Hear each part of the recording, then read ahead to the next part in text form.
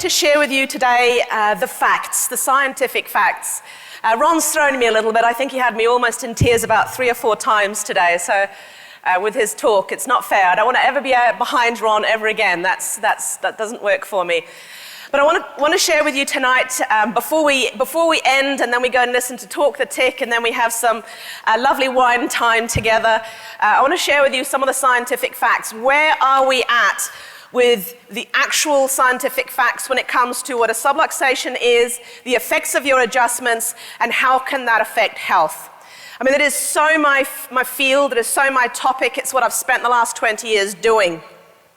But I want to say thank you too, just for even being invited to be here. I love coming to Life West. I always feel like I'm home. I go from the New Zealand College and I come to Life West and I feel like I'm home. I get that when I go to Life as well. They're the 3 places that they buzz. They buzz at a different level, and it's the whole vitalistic chiropractic. It's how we started. Ron's family too, I just love Ron's family, including his dad Marvin. He's a fantastic character. I had the pleasure of spending a week with him up in Montana, along with Ron and Mary. And I also want to acknowledge again Jerry Klum and Kathy Klum and Mary Oberstein and Vicky Kelly and Brian Kelly, because there's something going really, really well here. Do you agree with that?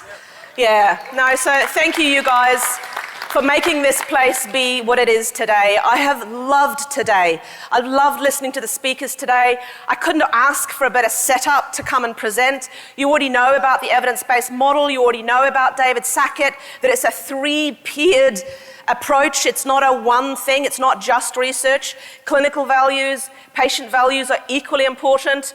I loved Anker's talk when he was talking about that there is no dichotomy between science and philosophy. I mean, it's just idiots that just are ignorant and just don't realize. The sad thing is there's more of them in the scientific world than there actually is in the, philosophical world. But anyway, so, I mean, I do bring the science to the picture. I mean, that's what my passion has been for the last 20 years. But I've started always with a philosophy. It's always been theory first. That's what a real true scientist does. They answer questions. They put the philosophy to the test. And what's coming out of that research is unbelievable. It's even better than the original theories. And I swear to God, I reckon if BJ and Didi were here today, they would be delighted with the science that's coming out, that's showing that their original theories were very frickin' close. And like Newton and Einstein, they got a few things wrong as well. It doesn't mean we have to hide them away in the closet. Our forefathers were incredible with the theories that they had back in the day when the science was where it was at. So I'm really, really proud to be a chiropractor. My great-grandfather was one of the first 1,000 chiropractors ever to graduate from Chiropractic College. And I'm really delighted about that. I didn't truly realize how important that was until I actually went through Chiropractic College myself. At the handouts for today, I've got a lot of references in them. I always put every handout I ever give on any talk on a closed Facebook group called Haavik Research, so my surname and research. So if you want the handout from today with all the references, or any other handout from any talk I ever give, they'll always go up there. I also want to acknowledge my team, because the research that I'm sharing with you guys, it's not just done by me. I get a lot of credit for it, but it's not just me. It's a team that I have behind me at the New Zealand College. We may be small, and we're certainly misfits, but we have a hell of a lot of fun doing what we absolutely love. And that's exploring and trying to understand what chiropractic care is, what an adjustment is, what a subluxation is. Do our original theories, do they actually reflect accurately what's actually going on when you put it to the test with scientific, rigorous methodology? We also work with a lot of other non-chiropractic scientists, because we don't have time to become experts in all the scientific methods out there that we need to use to fully explore chiropractic. Because as you already know, chiropractic is huge. It is so big, it's not even funny. And there's so much work we need to do. So what we spend a lot of time doing, being misfits, having a lot of fun, is building connections. And it's really, really interesting. If you build really good connections with really phenomenal scientists, that's where the gold lies for me. That's when I have those amazing moments where I have to pinch myself that I'm actually here experiencing that. And we've had a lot of those over the last 20 years because there's a lot of really amazing scientists that I've had the privilege to work with. I also cannot give a talk without acknowledging the people that fund the research. Most funding we get is actually from you guys, practicing professionals. It is unbelievable. We probably couldn't function if it wasn't for the support that you guys give us. Whether you're part of one of our online resource libraries or you're actually donating to the college or to any other researchers out there, I really, really salute you for doing that, because it's not possible. And we have some amazing groups within the chiropractic profession that go out of their way and actually fund us as well. Recently, we've had a couple of grants from NCMIC, and I know that these wonderful people are in the audience today, and I really value and thank them for it. They've understood the mission that we're on, because like Ron was saying, I've had a lot of resistance, and I was shocked. I was absolutely shocked to the core that the most resistance I got were from the people that should understand what I'm doing, my fellow scientists. I was absolutely gobsmacked. And I'm like, but I'm just sharing the truth. You know, how can that be wrong? And it was really interesting talking to Bernard Amalo when he asked that question, because I said, how do you cope with that? Because that to me brought me to tears.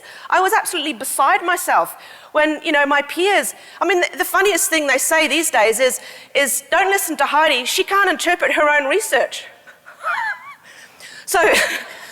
So listen to someone else who doesn't have a PhD, doesn't have a PhD in neuroscience, is not a chiropractor, because I'm sure they can interpret my research better than I can. Are you with me? Fuck. Anyway, excuse me. I've honestly spent 20 freaking years of my life being not just a chiropractor and teaching chiropractic, but I have blood, sweat, and tears poured into doing these studies. So when you say I'm a scientist, I am a real scientist. I have actually done these experiments. You know, but no, don't listen to me. I don't understand my own research. I mean, how fucking stupid is that? Excuse my language. I was going to behave myself, Ron, I promise, but that kind of went out the window. Anyway. I also understand that science can sometimes be a little bit complicated, and that's why I ended up writing the book, probably also because that love of my life came into my life and started to enforce these, you know, very, you know, difficult things like having to take a break and I have a holiday. I'm like, jeepers, who does that? I haven't got time for that. But anyway, one Christmas he got a bit distracted because his mother wasn't very well, so I managed to, in 3 weeks, write my book. So that was quite cool. Anyway. I also wanted to share with you guys, before I start the whole how can chiropractic care affect health according to the research evidence, I first want to set the scene. Because one thing that's coming out of the literature today, and if you listen to Monica Berger too, she talked a lot about this literature that is, and it's quite vast, there's a lot of it out there. Stress and traumatic experiences are with you for life. So if you've had stress, and that's physical, chemical, emotional, you know, what is it? Toxins, traumas, thoughts, yeah? Someone smart said that a long time ago. It is the biggest impactor on health these days. And health isn't really black and white. So it's more like 50 Shades of Grey. There's always someone that laughs at that. So I thought that book was very sexy as well. So anyway. So it's not black and white, it's not like a dichotomy again, it's this shaded gray zone. And these stressors that come into our life can affect you in this maladaptive bioplasticity or neuroplasticity manner. And that's where you go from health towards pathology and disease. And I love the story and the concept of salutogenesis because it's literally just the opposite. It's going from the other way towards health, better expression of health, and it is possible. But many people don't even believe that it's possible, that they can actually go back in that positive way. But the negative stuff will impact you. So stressors of any kind will push you down in that negative direction, a bit like the straws building up on the camel's back. And it's actually quite easy to talk about. And I'm going to share with you afterwards how, or as I go along, how easy you can actually talk about these things. But it truly is possible to go back. So that positive bio-neuroplasticity route is the physiology of salutogenesis. And so there's many things that can impact that direction, and chiropractic care is one of them. And I'll sum that up at the end as well. But chiropractic care is one of them that pushes you back in that positive direction towards health. And that's what's really quite cool. So really, if you look at this model, stress of any kind, like a real bad traumatic experience that will get the heart rate going, that gets you all stressed, fight and flight, freeze responses activated, what's happening in the brain with these traumatic experiences, and I put subluxations up there as well, because to me that's becoming clear from the literature that it actually has this effect of pushing you down in that negative direction as well. What happens is in the brain, when you start to have these stressors, is you start moving along that line. And then you sort of cross this magical, non-existent green line where you actually end up getting some symptoms. And these are the symptoms of your stress systems being activated. So this is the increase in heart rate and blood pressure, decreases in heart rate variability. You might be getting some anxiety, some depression. This is your system getting quite stressed out. You're certainly emotionally aroused by it. Your prefrontal cortex has been flipped off, which I realize means something completely different in this country, so I apologize for saying that, but I can't stop myself now. It's become my story, flipping off the prefrontal cortex. But that's what happens during stress. And it activates all of these stress responses in the body. But as you go along, and this could be more stress, traumatic events, or subluxations, or it could even just be potentially traumatic experiences. Because once you've experienced something really, really bad, something's really bad happens to you, then anytime anything even vaguely reminds your brain about that event will again trigger these same stress responses. This is very well known in the research literature. So something bad may have happened to you when you were a child. I've got multiple bad things that happened to me. And then you can see this cascade event happening from then onwards because your brain remembers. Your brain becomes hypersensitive to those similar stressors. It's how we're wired. It's literally how we're designed to stay alive. Anything that's vaguely threatening to you, and especially if it's something that you've experienced in the past, your body will react to it. So again, this pushes you down. But it's quite important to realize that only potentially threatening things can now push you further down this line.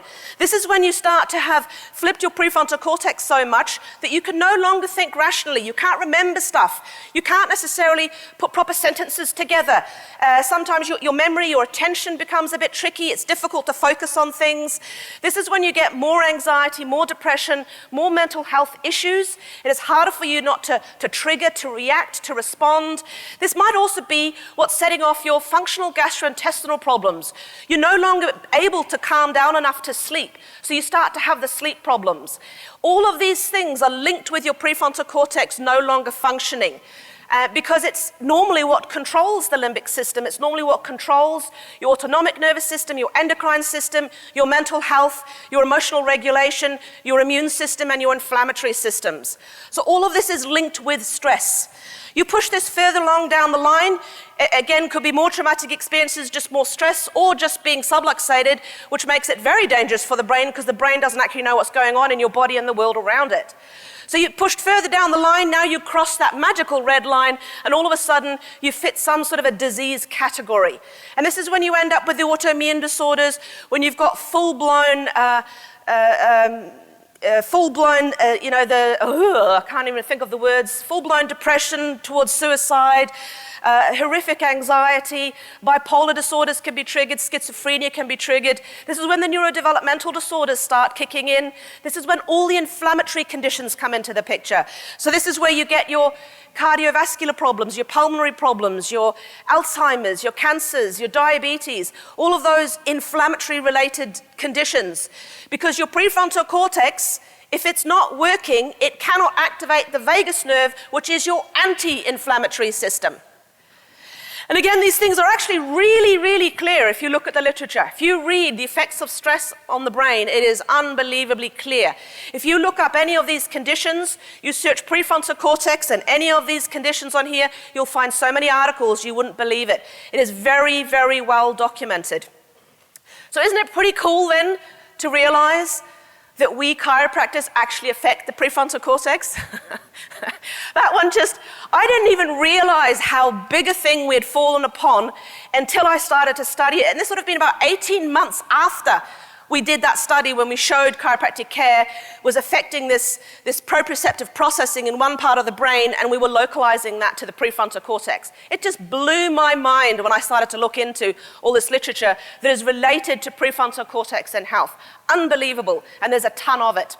But I want to summarize too, before we go any further, I want to summarize what the chiropractic actually, before I do that, I want to share with you a little animation. I want to share with you how easily this material can actually be communicated with the public. It's much easier than you might think. I know it's a whole lot of big words and a whole lot of scientific studies, but it's actually really, really easy to share this with the public. And then I'll take a step back, look at what is it we know about the subluxation, what it is according to the science, and what is the effects of the adjustment according to the science, and then I'll summarize again how all of this fits in with health.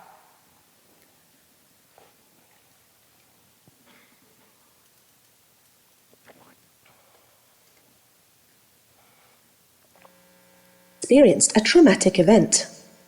If you have, you are not alone. A recent survey of Americans found that 9 out of every 10 people have experienced at least one traumatic event in their life. But did you know that such experiences could be affecting your health and well-being? The stress of a traumatic event impacts your brain in a very specific way. Your brain would have activated your sympathetic nervous system and releases hormones that flood your brain and body with adrenaline and cortisol. The brain's alarm system, the emotional limbic part of your brain, is responsible for this, and it also turns off your logical, rational thinking part of your brain, the prefrontal cortex. You will likely experience this by feeling emotional, either sad or angry or frightened. And you will not be able to think clearly. You may snap, or scream, or cry, or lash out in anger. The problem is it doesn't end here. A traumatic event can actually change the way your brain responds from that day onwards. After a traumatic experience, anything that even vaguely reminds your brain about what happened will again cause very specific changes in your brain. Your brain's alarm system can become hypervigilant. The brain doesn't forget. This means that anything even vaguely similar to the traumatic event will trigger another emotional storm in your brain. And over time, this can impact your brain and body in many ways. Because of these changes to the brain, you can end up with a variety of health problems, such as anxiety, depression, and even post-traumatic stress disorder. It may trigger bipolar disorder and is known to influence schizophrenia. But it's not just mental health problems that can occur due to traumatic experiences. The changes that happen in the brain also impact the rest of your body. You may end up with high blood pressure, increased heart rate, and high breathing rates. This puts extra stress on your cardiovascular system. Your immune system may also be affected, and you can end up with higher levels of inflammation. And there are a whole host of health problems that are linked with high inflammation and a weakened immune system. You may also end up with difficulty focusing and paying attention. A host of digestive system problems are also linked to these stress-induced changes that occur in the brain due to traumatic experiences. And your muscles can get stiff, tight, and sore. Stress also turns off the small muscles close to your spine and skull, making it harder for your brain to know accurately what is going on in and around you. If you think your health concerns are a result of your traumatic experiences, it's important you seek help from experienced healthcare providers. You may need help from several different healthcare providers depending on what sort of symptoms you have. We are all so different, and stressful events can affect us in different ways. If you have ended up with mental health problems, it's important to seek professional advice from a trained mental health professional. They can help you in many ways. They can help you by reframing your experiences and calming your brain down so it stops being so overreactive. Exercising is also known to be helpful. It helps pump out all the cortisol and adrenaline from your body and can help limber up your stiff, sore muscles. Even as little as a short walk every day will help. Mindfulness meditation and yoga can also be very helpful. Both can help you be more present in your body and your mind, which is key to calming down your brain's overreactive alarm system. Eating healthy natural foods is also very helpful. Your brain and body is already stressed, so does not need the additional burden of having to deal with artificial chemicals in processed foods. It's also a great idea to regularly see your family chiropractor. Your chiropractor can activate the small muscles closest to your spine and skull, which will help your brain know more accurately what's going on inside your body and the world around you. Chiropractic care also provides you with safe touch that can be very healing. And we know chiropractic adjustments can change processing in the part of the brain called the prefrontal cortex. You want this part of your brain working as well as it can, as this part of the brain helps you think clearly and rationally and is connected to your calming and healing nervous system, the parasympathetic nervous system. This is probably why so many people who see chiropractors report that it makes them feel well, relax easier, and cope better. So if you suspect your current health concerns could be due to traumatic events from your past, do seek help from trained healthcare providers. Exercise regularly, do yoga and mindfulness meditation, and regularly go and see your family chiropractor so you can relax easier, feel better, be more resilient, and function at your best. I don't know about you, but I quite like that story. And it genuinely is what the science is telling us.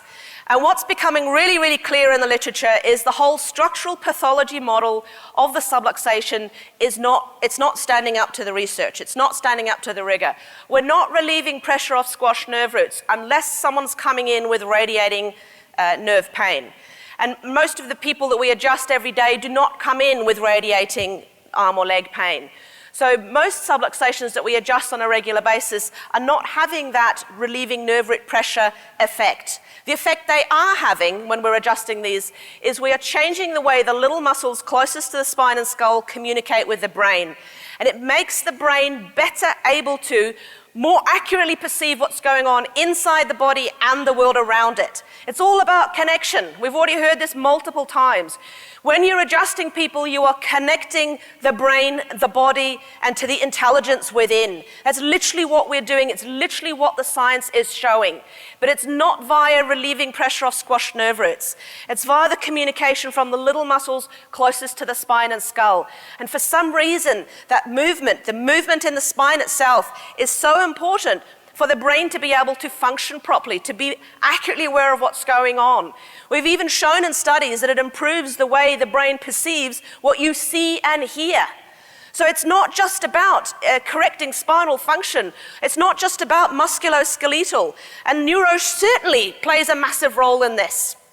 But anyway, if you're interested in this whole structural pathology versus bioplasticity, neuroplasticity model, it's not even just in the chiropractic field where this is becoming a big deal, where this is becoming something that we actually have to discuss and address as a profession.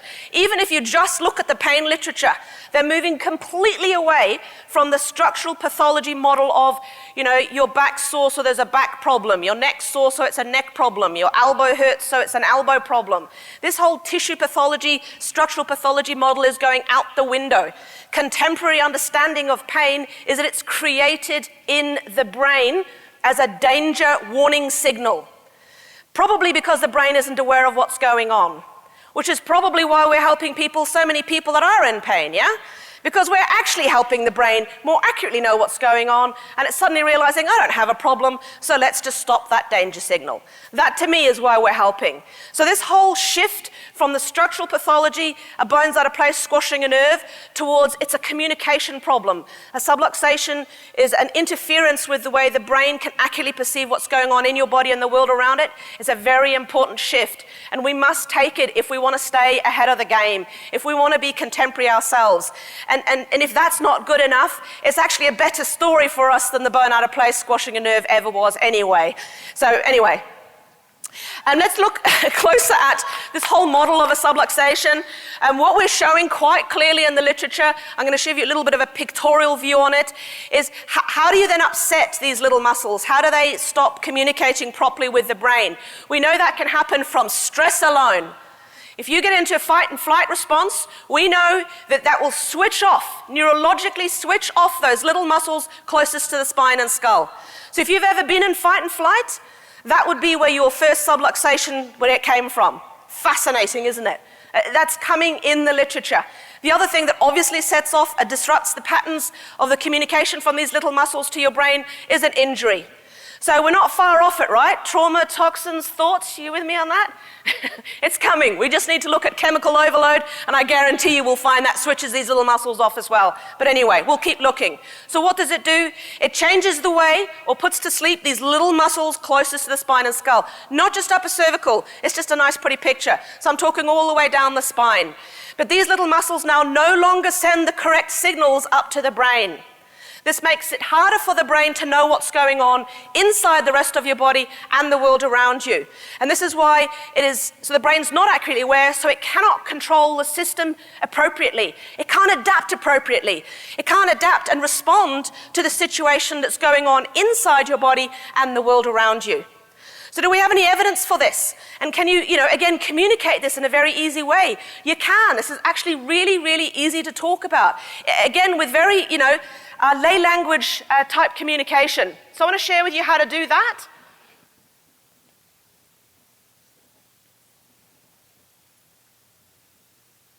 Did you know that your brain and central nervous system are constantly changing? It's quite amazing. From one day to the next, your brain is not the same. This is what scientists call neuroplasticity. So what's the cause of this change? Well, to start with, your brain receives a constant supply of messages about your body and the external environment from the sensory organs. That's your eyes, your ears, your nose, tongue, skin, and so on. With this information, your brain maintains a 3D map of your body and keeps tabs of what's going on outside of your body. Your brain needs to interpret all of this data from your senses. It translates the information it receives based on what it's learnt from your past experiences, as well as its expectations for the future, its preferences, and more. You could call this the brain's bias. There is basically a lot of background processing that happens under the radar. So how you or your brain sees a situation may not be entirely accurate. That means your experience isn't 100% based on reality, but is instead a perception of reality. Let's look at an example of how the brain fills in the blanks. Look at this picture and consider which square is darker, square A or square B? Which is darker now? It's incredible, isn't it? Your brain doesn't just see what the eyes tell it. It interprets what the eyes tells it, based on other information it has already stored up. In this case, you see square A as darker than square B because square B is in the shadow of the green cylinder, while square A is outside the shadow. Based on your brain's past experience, it will decide for you that if a square in a shadow reflects the same amount of light as a square outside the shadow, then it must be a lighter shade of grey. So what happens if your brain's map of the body is inaccurate, or if it's interpreting information based on faulty perceptions? It may mean that your brain responds to environmental cues ineffectively. But how would you know if your brain's map of the body, or its knowledge of the environment, was inaccurate? You may find that you become a bit clumsy, that you stub your toe often, or catch your elbow on door frames. You may find that your golf swing is out, or that your concentration is just not what it used to be. Or you may be overreacting emotionally to a situation. In the next video, you will find out how chiropractic care can help reset the function of the brain and the central nervous system, improving the accuracy of your brain's map of the body and the environment so that you can operate at your best. So do we have any evidence for this? Yes, we do. That's the really cool thing. And it's not that hard to use language like that to explain this stuff. And believe me, patients really do get this. I get the opportunity to talk to public, to give public lectures, and also to communicate with other healthcare professionals. This is the latest understanding about how the brain works. And this is what they would be hearing from any other professional. They just don't get the chiropractic side of it. So you'd literally be tapping into the most current contemporary understanding about how the brain operates, how it perceives your reality, and whatever it believes to be true becomes your reality. And what's really, really freaky is what you believe, your own thoughts, your own self-talk actually becomes part of your own reality and what you expect from your future. Why this is so relevant to us and why I even raise it is what you tell your patients really genuinely matters. Because if they believe you, it becomes part of their reality. I love what Brad says about hope. I've forgotten the word he used, hopioids or hopeism or whatever it was. But hope is one incredible gift you can give to a patient. So explaining this in a way and tapped it into the science, you can so easily these days do the evidence-informed practice approach. You can share the science, you can share your own clinical experience, and you can sit down with them face to face, connect, look them in the eyes, and then make a decision together about what's best for them. And I guarantee that that's what, you know, if they don't choose chiropractic, well, obviously you need to let them go because they'll have reasons for it. But 9 out of 10 people, if they knew what we knew, oh my God, it would be the other way around. It wouldn't be 10% seeing chiropractors, it'd be 90% seeing chiropractors. And hopefully if I have my way in this lifetime, we'll get the medical profession, which half my family are medical professionals, referring to chiropractors first and foremost, just to get that accurate communication going between the brain and the body before we look at any more invasive health care or disease care, which is very truly put. Anyway, so do we have any evidence for this model of the subluxation? Yes, we do. We have looked at brains in multiple studies of people, brains of people who have spinal dysfunction versus those that don't. Not as fantastic as subluxated versus non-subluxated, but in a group of people that have got a history of ongoing spinal ache, pain, or tension.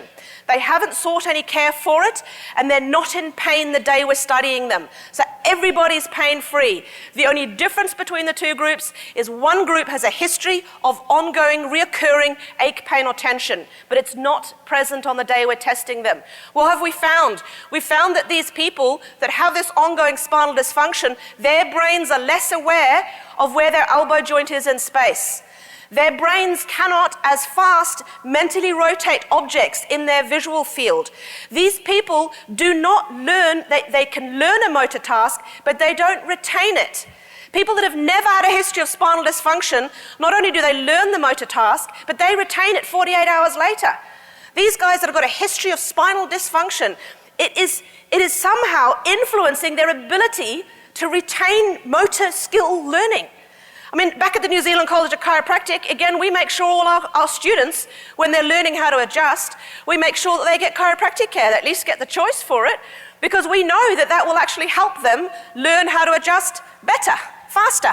They'll retain the motor skills.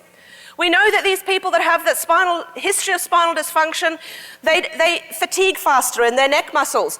Their cerebellums communicate differently with their motor cortex. Their cerebellums communicate differently to their sensory cortex. We know that they're less aware of where their shoulder joints are in space, and they're less aware of how they move their shoulder joint.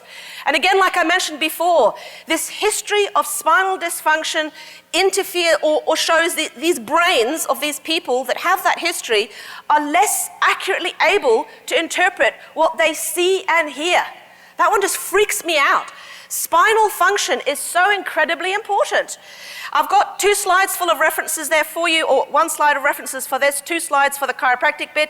So if you want to follow up on anything that I'm claiming here today, because you do realize now I cannot interpret my own research, so you better read it yourself, right? The references are there for you. So what about the effects of an adjustment? What is the science saying? What we're seeing is when we're actually adjusting people, when we're adjusting subluxations, and believe you me, all the research I've ever been involved in, it is real chiropractic. We are checking for subluxations, we're adjusting them to the best of our ability, or we're leaving it alone. I mean, it is literally, we are checking and adjusting for subluxations.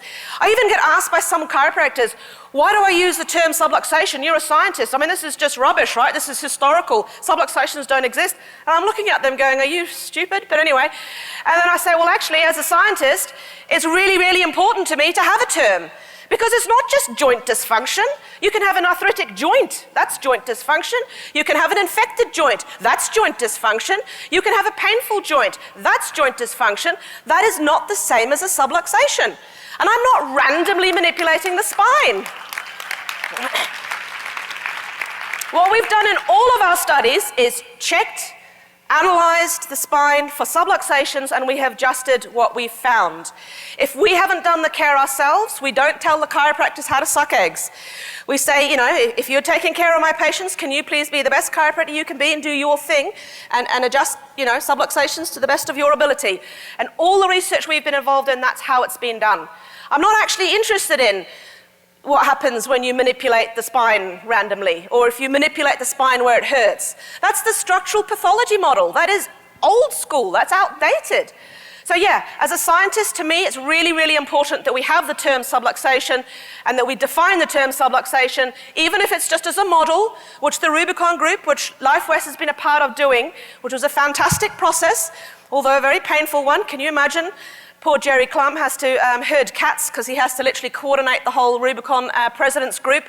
You can imagine these characters and trying to get some sort of unity out of these guys. It was a very, very interesting 2-year process. Anyway, we came up with a fantastic model with, you know, according to the latest research, key point, according to the latest research, what is a subluxation? And it's basically what I'm talking to you about here today. It's that dysfunction in the way the brain is controlling the movement pattern of the spine so that the sensory input is making it too difficult for the brain to accurately perceive what's going on. So this is interfering with the system's ability to adapt, to evolve, and to heal itself. And I just love it. To me, that's exactly what the science is telling. So what are we seeing with the effects of the adjustment? Well, what we're actually doing there, for some reason, is we are blasting the brain. We're stretching the little paraspinal muscles.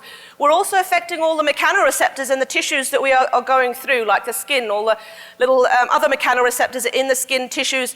Not just muscle spindles, Golgi tendon organs, probably the Pacinian corpuscles and, you know, all those other lovely mechanoreceptors that we have in skin. This is being bombarded to our brains. To me, it's like a wake-up call for the brain. To me, it's like such an unusual signal. The brain doesn't get this information any other way. This is very unique. But it's all in the brain's language. It's normal signals. And I think that's why it's so effective.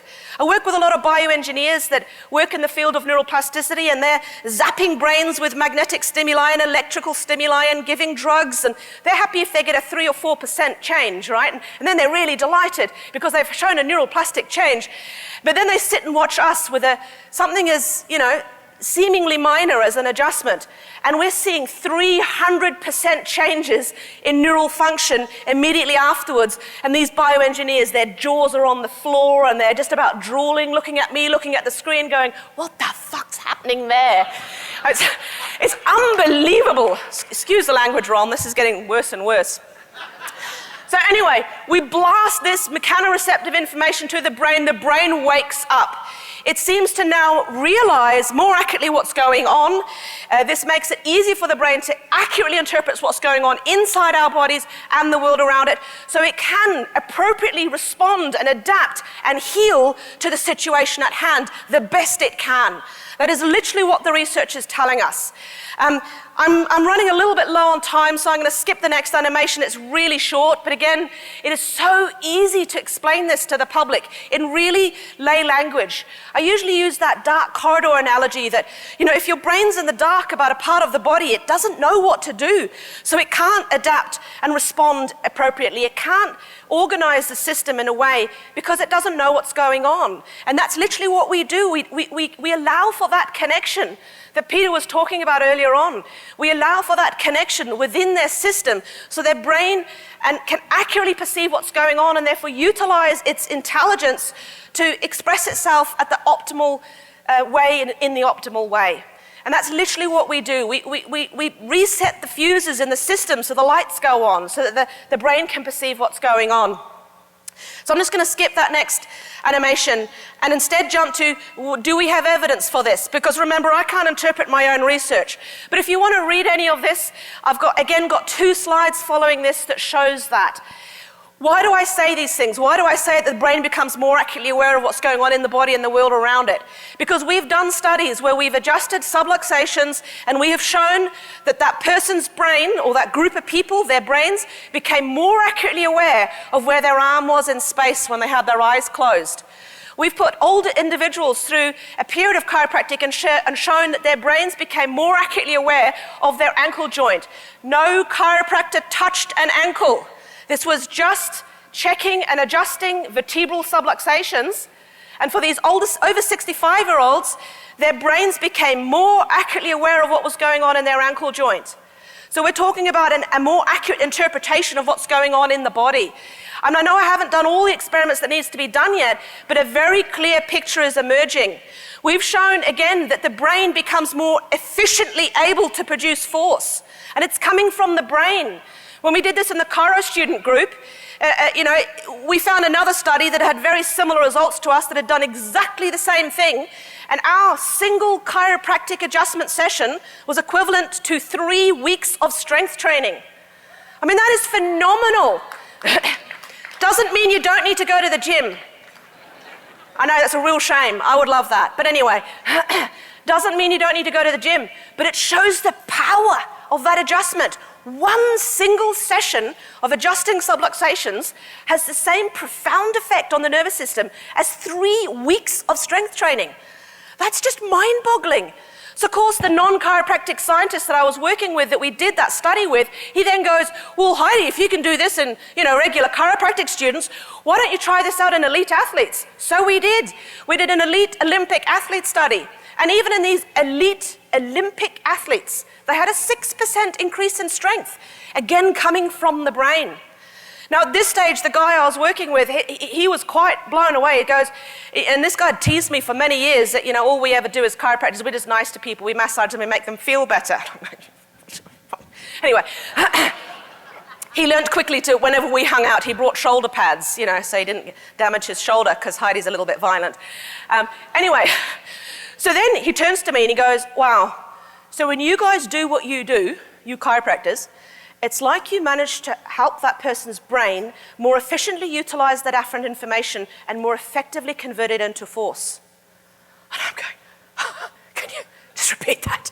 I actually recorded him saying that. He then turns to me and he goes, Heidi, you now need to repeat this, but you need to repeat this in a population that has lost their cortical ability to activate their muscles. You need to do this in a stroke population. Of course, I just about died laughing, fell off my chair going, we normally get accused of causing those. Anyway, he then said, we'll do you. And I'm like, no, and I mean, out comes the church study and the Koslov study and no. So he goes, okay, we'll do it then. So we did. So off we went to Pakistan in a chronic stroke population. Now it wasn't 16% increase in strength in the students of chiro students. It wasn't 6% increase in strength like the elite Olympic athletes, but a single session of chiropractic care, checking and adjusting for subluxations, over 65% increase in strength. I still, to this day, get goosebumps when I think about it, because the guy we sent over, the only one we could actually afford to send over to Pakistan for a month, was 1 year out of practice, 1 year out of college, 1 year out of the New Zealand college. And we sent him over because it was the only chiropractor we could convince to go to Pakistan for a month. For next to nothing, because again, everything that we've ever done research-wise, we have scraped and scratched and stolen and borrowed and begged for enough money to be able to do whatever we do. And not only did we go over there and do that one study, we ended up doing 4 others, but I haven't got time to share absolutely everything with you. We're following that study right now, because these guys had been through the best rehab that was to offer, and there were some good people there. A great physio team, great neurosurgeons over there. So despite the best care that they'd been given, one single adjustment from Jens had this 65% increase in strength. That to me is mind-boggling. But does that mean these people can walk better? Can they get up easier? Does it actually improve their quality of life? For that we need to do clinical studies, and that's what we've moved on to do. But so yeah, there's a ton of studies, many studies showing changes in cerebellum function, and of course the changes that we've seen now multiple times in the way the brain processes proprioceptive information. And when we went to Denmark, we managed to do the dipole source localization. Well, I didn't do it because that's, above me. But this lady, Dina Lilac, and her professor, Asbjørn Drews, they welcomed us into their lab, into a hospital setting in Denmark, and we did the study there, reproduced my findings, or our findings that we'd had 5 times before. So it's a very reliable finding. When you adjust subluxations in the spine, you change this somatosensory evoked potential peak. And this particular peak, she localized that and said the changes that are happening in the brain are localized to the prefrontal cortex. So again, these people are being adjusted. They are not in pain on the day they're being adjusted. This is not a change in pain perception. But when we adjust subluxations in the spine, we change this set peak, and that has been localized to the prefrontal cortex. This is unbelievable news for us.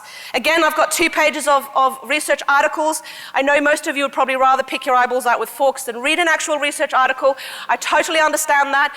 That's cool. That's why you've got me, because I love reading research articles. Glenn can't stop me. I normally have them stacked beside my bed, which is really embarrassing to admit to. But anyway, all these blue lines on here, they're the freely available articles. And I highly recommend the Holt study, the second from the top. That's the stroke study. It got published in Scientific Reports. 4.7 impact factor. That's a massive, it's a Nature Publishing Group paper. That is a really, really good journal. And please read the language that we wrote that paper in, because we are so fucking proud of that, you have no idea. It's the first time ever we actually managed to write it in chiropractic language and get away with it. Normally the editors change the language before we've actually ever goes through the publication process. Thank you for that. I think we actually managed to publish it in the chiropractic language because it was not a chiropractic journal. But anyway, we won't go there. And another page of references, again, because you've got to follow this up, because remember, I can't interpret my own research. So how does all this, I know, I shouldn't say it, but it's just mind-boggling that these guys come out with. I really reckon that we're at the end of this craziness, because you know how when an old paradigm dies, they fight like crazy and then they sort of act like they've always known it's the truth anyway. Yeah. So I think we're getting into that phase now, because for some reason I seem to be welcomed back. So it's very interesting. Anyway, so how does all this relate to health? Well, we know that prefrontal cortex, when that is flipped off because of stress, when that is not activated anymore, it stops the anti-inflammatory pathways from working in your body. It stops the influence that it has on the immune system. It stops the influence that it has on the limbic system. So that's when you get the emotional health problems, the emotional regulation problems, the mental health problems. It stops its ability to regulate all your bad habits. So a lot of the bad habits, a lot of addictions and problems like that, again, a prefrontal cortex not working, and you're in your basal ganglia and your limbic areas of your brain. That's where the addictions live and where they come from. So activating that prefrontal cortex, bringing it back online, is exactly what we need for people's health to turn around, to increase our anti-inflammatory systems, to activate our immune systems, to help improve our endocrine systems, settle down our functional gastrointestinal problems, to be able to settle enough to sleep, to bring your blood pressure down, your heart rate down, to increase your heart rate variability. What you need is to activate that prefrontal cortex. And we have done study upon study upon study showing that we affect, when we adjust subluxations, we change processing in the prefrontal cortex. Unbelievable. Really, really cool. So we know that we can affect this part. And this part, this prefrontal cortex, is critically involved in emotional regulation and mental health. I've given you as many references as I could squeeze into that little box down the bottom there. On some of them I've had to increase them again. You can get all these slides and all these references in that Haavik Research closed Facebook group. This part is critically involved in pain processing. It's how we experience pain. The prefrontal cortex is a part of how you experience pain. This is the part of the brain that we affect. It is critically involved in controlling your autonomic nervous system. Critically involved in controlling your autonomic nervous system.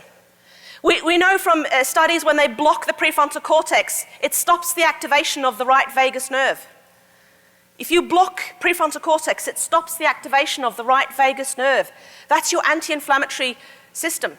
That's how you get decreased inflammation throughout your body, directly controlled from this part of the brain that we know as chiropractors that we affect when we adjust subluxations. This part is critically involved in our endocrine system, particularly our hypothalamus, pituitary, adrenal, stress endocrine system. So our hormonal stress system is controlled when the prefrontal cortex is actually in charge. When it's not, it's not. It goes haywire and our stress levels go up, our cortisol levels go up. It is critically involved in our immune system. You can look up, you can search this, follow this, because remember, I can't interpret the literature. Look, you can look it up, you can follow it, you can look at all the references that I've put out there. This part of the brain that we know as chiropractors we affect is critical for controlling the immune system. Is this blowing your mind? I'm just like, fuck. Sorry, it's getting really, really bad, Ron. Chronic inflammation. Through that vagal nerve connection, prefrontal cortex controls inflammation in the system. So is it any wonder now then that if stress is pushing you all in that direction, that chiropractic can play a really major role as part of many other things that has that salutogenic effect that pushes people towards health, better function, better quality of life. To me, chiropractic is a critical part of it because it's what's connecting your brain and body so that your brain can adapt to all these other things that you might do, like exercise, like mental health care, like yoga, like mindfulness meditation, like proper foods, like sorting out your microbiome, all these other important things for salutogenic effects on health. To me, chiropractic care is critical because it will make the brain more acutely aware of what's going on in your body and the world around it so that it will adapt the best it possibly can to all these things that you are doing in your health promotion journey. But I will finish on this. We have a big job to do. We still have a hell of a lot to do. Although we've shown we consistently change processing in the prefrontal cortex when we adjust subluxations, we have not yet shown in clinical trials that that is a good thing. We haven't yet shown that we improve executive functions. We haven't shown yet that we improve immune function to a degree that we need with the clinical research evidence. We haven't shown yet that we can actually reduce inflammation, not to a level that we need it at yet. We haven't shown that we can actually help mental health disorders, which all this other research indicates that we probably do. But there's so much more research or work that we need to do. I love it that Life West wants to look at heart rate variability. Heart rate variability literally measures prefrontal cortex function. So to me, I've got 2 studies on the go now in 2 different countries, literally looking at a part of this picture. Because to me, this is the effect that we're having. But this is why you can't even mention, get this, in Canada at the moment, you are not allowed to mention neuroplasticity on your website. Sorry, I feel responsible for that one. It's probably because of me and my research that they would want to talk about neuroplasticity on websites. But you can't do that yet because there's no clinical evidence that's showing that the neuroplastic effects that are happening is actually a good thing. So we have a lot of work to do. So please help us in that journey because it's really, really important that we do it. Because there are a lot of people out there that are not getting access to our care. And you can see that. People have no idea. One phenomenal way to make a difference is to provide the evidence. It's not the only way, because look at all the evidence that's available on the opioids, right? Does that mean that people do the right thing? No. But if we don't have that research evidence available, there are many people that will never even consider it as an option, which is why I will never stop doing what I do. I will continue to do this research, continue to do this to the best of my ability, maximizing every penny we get available, and I'm going to have more chats with Life West to see if I can help in any way, shape, or form with the research programs that they've got going, because I'm really happy about it. I'm also really happy about a couple of studies that I just want to share with you before I finish. One of these, a massive survey in the United States. No, not this one. This is the one, if you get chiropractors taking care of people versus medical doctors, much less hospital need, much less surgery need, much less medication need. To me, it's an indication. It could mean that there's healthier people that seek chiropractic care. I just think chiropractic care is affecting their immune system. And this massive survey of 35,000 Americans that have seen chiropractors, what are they reporting? What are they reporting when they see chiropractic? Almost 70% feel better, function better, cope better. 40% are sleeping better. Some are even reporting that they have better relationships. To me, that is us connecting with the prefrontal cortex, so they're controlling their limbic system, their emotional systems. They are relating better, they are more aware, they are more healthy, they're feeling better, they're more resilient, they're coping. So to me, the evidence is there, but we're just not quite there yet. If you want any more information, I've got heaps available online as well. And thank you again for having me. I'm looking forward to some wine time after Talk the Tick. Thank you very much. Give it up for Dr. Heidi Haavik. Whoa.